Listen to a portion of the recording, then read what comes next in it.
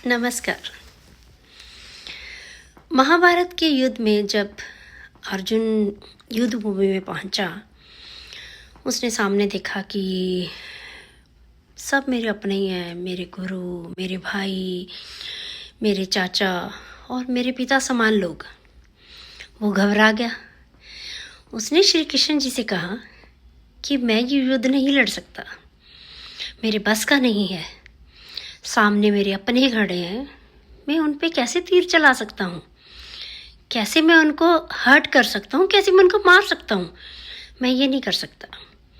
श्री कृष्ण ने फिर अर्जुन को कहा कि अर्जुन, ये धर्म का युद्ध है और ये युद्ध तुम्हारे अपने, तुम्हारे रिश्ते, तुम्हारे मनोस्थिति से बहुत ऊपर की बात है।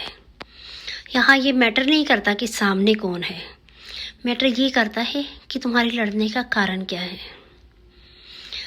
आजकल ऐसे ही कुरुक्षेत्र हमारे घर, हमारे ऑफिस, हमारी दोस्तियों में बने हुए हैं और हम भी उन अर्जुन की तरह ऐसी मनोस्थिति में फंस जाते हैं कि जब हमारे ऑफिस का कोई कुलीग हमें हर्ट करता है, हमें नीचा दिखाता है, तो हमें लगता है कि ये तो मेरा कुलीग है, मैं इसको कैसे कुछ कह सकता हूँ।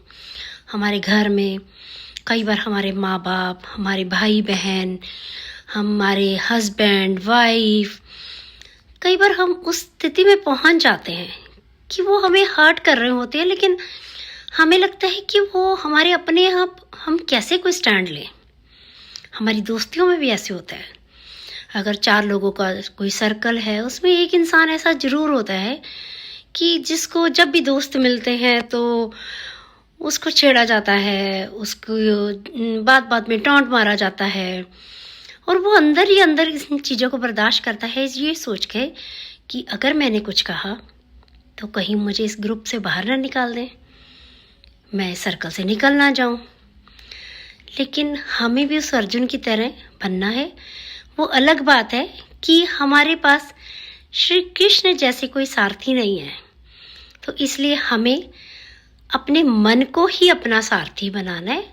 अपने दिमाग को, अपने मन को एक तरफ करना है और खुद ही अपनी पहचान बनानी है और अपने आत्म सम्मान की लड़ाई हमें खुद ही लड़नी है।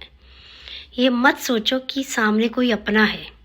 अगर वो आपको हर्ट कर रहा है, वो अगर 4 लोगों में बैठ के अपनी इंसल्ट कर रहा है आपकी और आपको बात बात पे नीचा दिखा रहा है, तो वो अपना बनने लायक नहीं है।